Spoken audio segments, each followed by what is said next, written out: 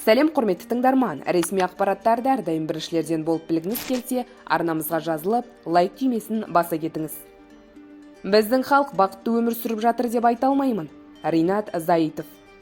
Мәжіліс депутаты Ринат Заитов халықтың қазіргі хал ахуалы туралы айтты. Бұл туралы ол ұйқым келмейді бағдарламасын әңгімеледі деп хабарлайды Массагет.кз тілшісі.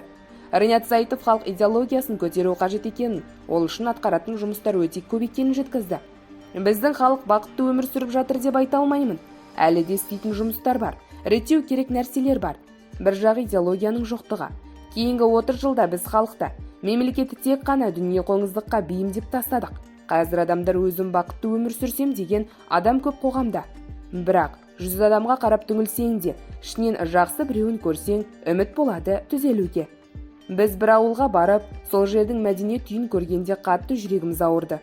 Сол кезде бір азамат шығып өз атымнан 10 шақты домбыра жеткізіп беремін деді. Жеткізіп берді. Қаншама жаттықтырушылар бар, шәкірттерін бар, ынтасымен дайындап жатқан. Соларға да біздің тараптан бір көмектер болу керек. Бәріміз өзімізді ойлап кетсек, мемлекеттің болашағы бұлыңғыр болады. Бірақ істейтін нәрсе өте көп.